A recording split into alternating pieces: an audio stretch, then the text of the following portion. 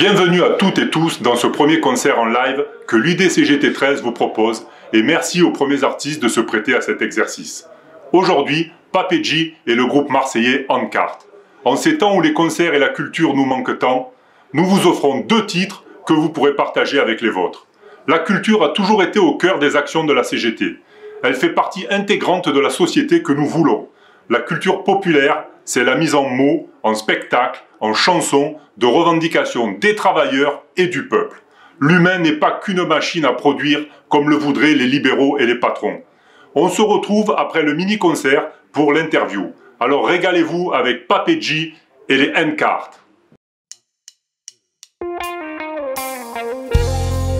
Dédicacé à tous les militants, à tous les combattants, à tous les hooligans, à tous les artistes en lutte. Soyez voir Mino, ne lâche rien.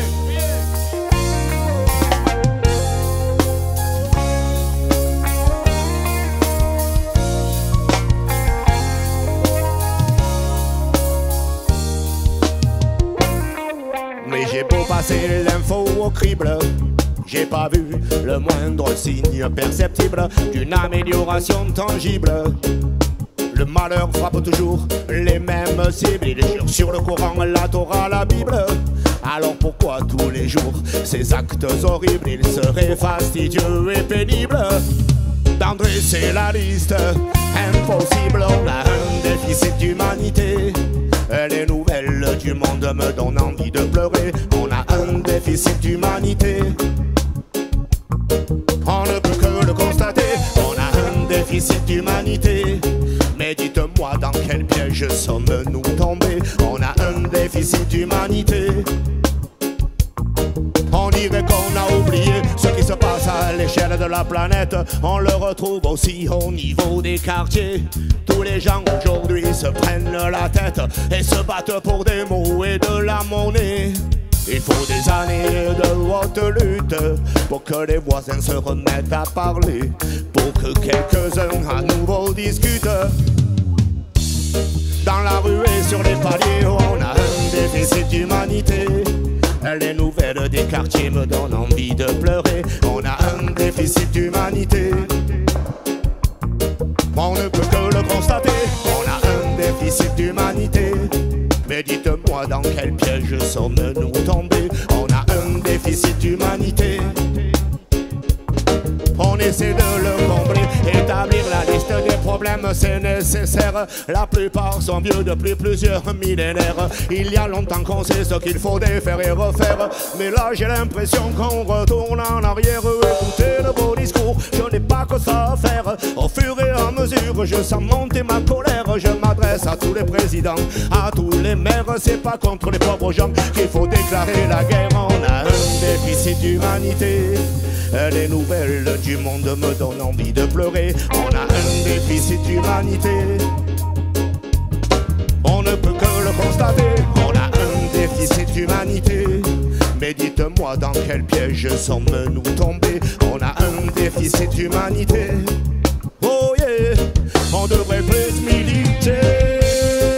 Militer pour notre humanité.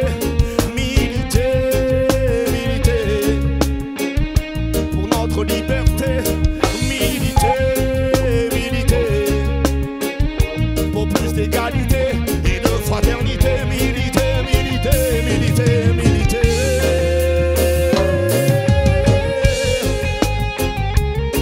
Oh oui, ne jamais rien lâcher. Oh non, ne pas abandonner, tu le sais.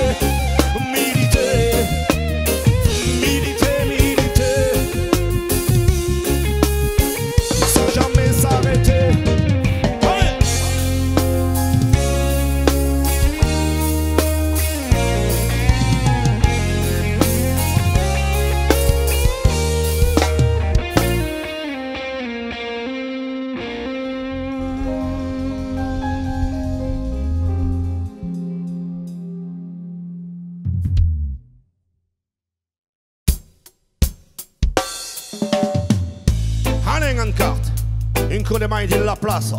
Où les gars-ci? Fire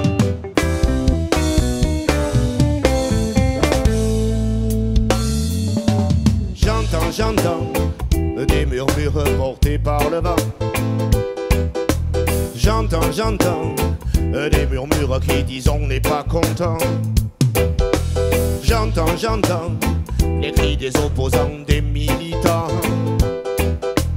J'entends le bruit de la solo des manifestants. Comment ne pas ressentir de l'indignation? Comment ne pas céder à la frustration? Quand à la clarté s'oppose la confusion, quand la société tremble sur ses fondations. Le pourquoi, le comment dans une même question. Les malins foncent tout droit sans trouver d'opposition. Ami, dis-moi comment changer la situation. Je ne le sais pas non plus, alors réfléchissons. Mais je dis j'entends des murmures portés par le vent. J'entends, mais des murmures qui disent on n'est pas content, non. J'entends les cris des opposants, des militants. J'entends le bruit de la solo des manifestants. Le quotidien n'est pas gai, même avec du bon reggae. Mais trop boulot, dodo, do, ré, mi, fa, sol, la, si, do. Nos cerveaux sont perfusés, on est tous anesthésiés. L'insécurité à bon dos, pour certains c'est un cadeau. Des fois t'as envie de flinguer, les jours où tu es sans péguer. Quand la vie devient un fardeau, aussi ballot t'es qu'un radeau. Tu te dis c'est abusé, tu veux tout faire exploser. Moi je préfère le judo et son col de bushido. Les patrons, les employés doivent tous se réveiller. Nous la tête on l'a payée, nous la tête on l'a rayée. Les Parisiens, les Marseillais doivent tous se réveiller. Il faudra tout essayer pour ne pas se laisser noyer. Mais je dis j'entends des murmures portés par le vent. J'entends des murmures qui disent on n'est pas content, non. J'entends les cris des opposants, des militants. J'entends le bruit de la solo des manifestants. Allez, bye!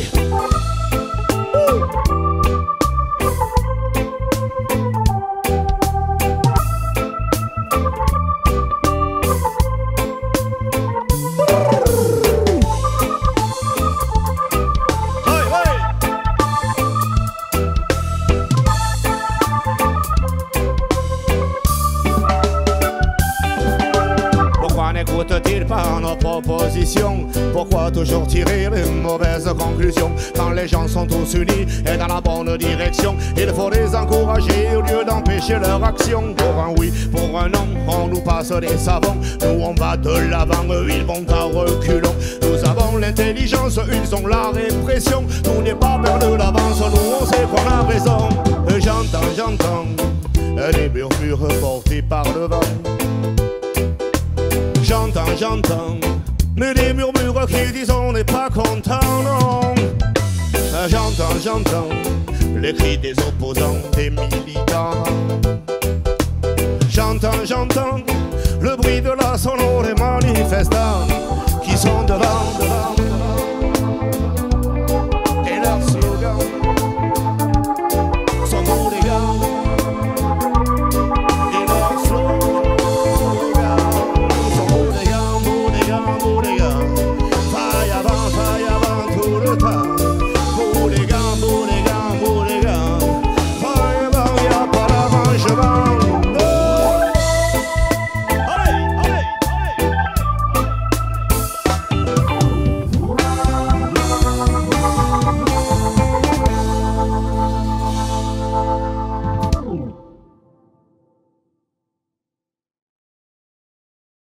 Bonjour et merci l'équipe d'avoir répondu à l'invitation de la CGT 13. Ben écoute, merci de nous avoir invités, hein, parce qu'on s'ennuyait un peu dans le coin, pas vrai? Ouais, merci beaucoup les gars, c'était un vrai plaisir de faire ça pour le combat et pour donner un peu de force, quoi. Voilà. Donc belle combinaison. Bon, c'est votre première rencontre, j'ai l'impression. Non, quand même. Non, on a fait plein de trucs. Déjà on s'est rencontrés sur scène avec le handcart de l'époque, parce que ça bouge un peu, les backing bands. Pour United for Jamaica, c'est ça. Le projet que Al a mis en route avec son ami Scali. C'est ça. Et qui est un très beau projet à Kingston. Et donc, pour un peu donner de force, justement, comme il dit, il avait appelé un peu tous les reggaeman et reggae girls de Marseille. Et on avait fait un bon concert, là, ça a été une belle fête. C'est là qu'on a appris un peu plus à se connaître musicalement, parce qu'on se connaît quand même. C'est ça, on se connaît depuis un moment. On vient un peu du même quartier, de la Belle de Mer. Voilà. Bon, du coup, vous êtes re-rencontrés, vous avez profité de ce moment-là, peut-être parce qu'il n'y a peut-être pas beaucoup de concerts en ce moment, mais sinon, vous avez une actu en ce moment? Moi, en ce qui me concerne, oui, plein, puisqu'on sort un album avec Massilia le 4 juin, un clip le 24 mai, ainsi de suite, et puis bon, on espère quelques concerts quand même, parce qu'il y avait beaucoup de concerts prévus cet été, qui sont pour les 3/4 reportés à partir de la rentrée. Très peu annulés, il faut le dire quand même, beaucoup sont reportés, donc on va voir, on va quand même faire quelques trucs un petit peu dans la région aussi, mais bon, c'est toujours pareil, 48 heures à l'avance, tout peut être annulé, on le sait par le préfet, donc on est dans un état de précarité totale et on y reste pour le moment, quoique les annonces politiques puissent laisser entendre. Et bien nous, avec le handcart, pendant le confinement, là, on en a profité, avec notre ami Merlot, on a fait un petit album qui est sympa, qui devrait sortir d'ici la rentrée ou peut-être en 2022. Ensuite, il y a un album avec Pablo Moses, un live, donc de la tournée qu'on a fait il y a 3-4 ans avec lui. Et le nouvel album de Young Lord qui est en préparation. Donc voilà, en ce moment, c'est studio, boulot, voilà. Ok, bon, on a l'impression que la culture, c'est pas vraiment un bien essentiel en ce moment, hein, par rapport à tout ça, les festivals, etc. Un petit mot sur l'actu. C'est un bien essentiel pour les gens. Après, s'il y a parmi les gens, il y a ceux qui ont voulu être des décideurs, être des dirigeants. Ce sont des dirigeants. Ceux-là, et aujourd'hui, j'ai l'impression qu'ils sont un peu perdus déjà pour commencer, même s'ils ont l'air d'être droit dans leurs bottes. Ils sont perdus, ils ne savent plus trop ce qu'il faut faire parce qu'en fait ils pensent de travers, de façon toujours de façon unique, c'est-à-dire ils n'essayent pas de trouver les dialogues, ils n'essayent pas de comprendre les vraies problématiques des gens et surtout les vrais désirs qui passent aussi par des passions, parce que c'est pas vrai que les peuples, et le peuple français en particulier, sont des gens amorphes, c'est pas vrai, on les rend comme ça, mais en vérité, sitôt que tu souffles un peu sur la braise, tu vas voir qu'il y a le faïa, il est toujours là dans la tête des gens. Ben ouais, nous on est un peu quand même les grands oubliés de cette crise-là, quoi. Et on voit très bien que la culture, en fait, elle est très peu considérée. Et que là, les gens sont rentrés dans une espèce de fonctionnement où en fait on leur a dit pendant 1 an et demi, vous vous levez le matin, vous allez bosser, surtout vous rentrez chez vous avant 18h parce qu'après c'est le couvre-feu, donc avec tout ce que ça implique. Et là encore, dernièrement, pour donner un exemple, pas très longtemps, j'avais besoin d'aller m'acheter des cordes de basse et j'étais pas très loin d'une grande enseigne que je citerai pas mais qui est censée vendre et diffuser de la culture. Et le seul rayon qui était fermé, et donc pour employer un terme à la mode qui était confiné, c'était le rayon musique, c'est-à-dire que tu pouvais acheter des pinceaux, tu peux acheter des CD, tu peux acheter des livres, tu peux acheter de la peinture, mais tu peux pas acheter une paire de cordes, tu peux pas acheter une guitare, tu peux pas acheter un piano. Là, nous, ça fait 1 an et demi qu'on bosse pas, et en gros, si l'année blanche, ils nous la donnent pas encore 1 an, c'est-à-dire que là, fin août, on va être des centaines de milliers d'intermittents à plus avoir de boulot. Mais à même plus avoir de statut, déjà que nos statuts les précaires, là, on n'aura plus rien. Ce qu'ils veulent pour les artistes, c'est qu'on devienne des travailleurs indépendants, tout simplement. Vraiment des auto-entrepreneurs. Ils veulent que le système de l'intermittence disparaisse. Et c'est un grand malheur parce qu'on parle souvent des artistes, et moi je parle aussi des techniciens. Aujourd'hui, je voudrais juste aussi mettre un petit mot pour les techniciens qui, eux, n'ont pas de droit d'auteur, n'ont pas de royauté sur les ventes des œuvres, parce que ce ne sont pas des artistes, ils n'ont pas de propriété intellectuelle, de droit intellectuel. Donc ils n'ont que le travail de leurs bras. Monter des scènes, démonter des scènes, régler des sournots, des lights. Et ceux-là, ils n'ont que l'ACEDIC aujourd'hui, c'est-à-dire pas beaucoup. Tout le net n'est pas comblé. Tout ce qu'on gagnait en salaire net. Eux, vu que les manifestations culturelles vont avoir tendance à se réduire, ils vont rester sur la touche. J'en connais plein qui sont déjà partis dans le bâtiment, reconvertis dans le bâtiment, dans des métiers comme ça, parce qu'ils savent très bien qu'ils ne vont pas retrouver... en plus, eux, c'est pas 507 heures qu'ils doivent faire, c'est beaucoup plus. Et puis sans eux, il n'y a rien qui se passe. Sans eux, il n'y a rien. Et ce qu'il faudrait savoir, se rendre compte, c'est que l'intermittence a permis notamment à ce qu'en France, on ait un niveau, au niveau des techniciens, le plus élevé du monde. Je le dis sans exagérer.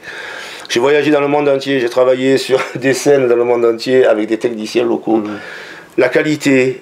en moyenne et globalement qu'on a en France dans l'aspect technique des spectacles, il est inégalé. Bien sûr. Grâce au système de l'intermittence, parce que grâce à ça, les techniciens sont devenus très professionnels et très pointus. Et donc en France, le coronavirus, ça a été juste des politiques d'opportunité pour imposer encore plus de néolibéralisme, mais à tout le monde. Partout. Et de la souffrance partout. Quand tu vois pareil des chauffeurs de Uber, qui eux, après avoir bossé, parce qu'ils gagnent rien, ils vont eux chercher des plateaux repas au Resto du Cœur. Mais tu as envie de dire à tous les mecs qui commandent du beurre, oh les frérots, ouvrez les yeux. Parce que le mec, c'est pas ton esclave, frère, pour t'amener un truc à 3 h du matin. Mais personne... c'est normal. Ça rentre dans une espèce de truc. Alors comme tu disais, Papé, c'est sûr qu'il y a des gens qui sont endormis, mais il y a des gens qui sont qui savent ce qui se passe et qui attendent juste une petite étincelle, qu'on souffle un peu sur les braises. Et c'est vrai que c'est le rôle aussi des artistes, tu vois, de faire ça. Et nous, ça fait 1 an et demi qu'on fait plus notre métier, on fait plus passer ces messages-là. Et en espérant que voilà, maintenant il faut se lever, que ça se bouge le cul et qu'on dise stop, ça on n'en veut pas en fait. Et simplement dire non, tu vois, voilà. Et... En tout cas, il y a de l'idée, il y a des projets. Il y a de la lutte, donc merci d'amener encore un peu plus d'espoir à tous nos auditeurs. Merci d'avoir été présent et puis on espère à très bientôt. Et à la prochaine manif, hein, je sais que Papé et le Massilia ont représenté le 1er mai. Voilà, moi j'étais pas là, mais j'ai vu pas mal de vidéos et tout. Et puis voilà, que tous les artistes, que tout le monde vienne maintenant dès qu'il y a des manifs, des trucs, montrer qu'on n'est pas content et à la fois, il faut revendiquer le droit à être joyeux. Exactement. Et parce que ça va avec. Pour moi, la lutte doit rester un moment de partage et on doit aller à la victoire et on doit la célébrer. Ça surtout.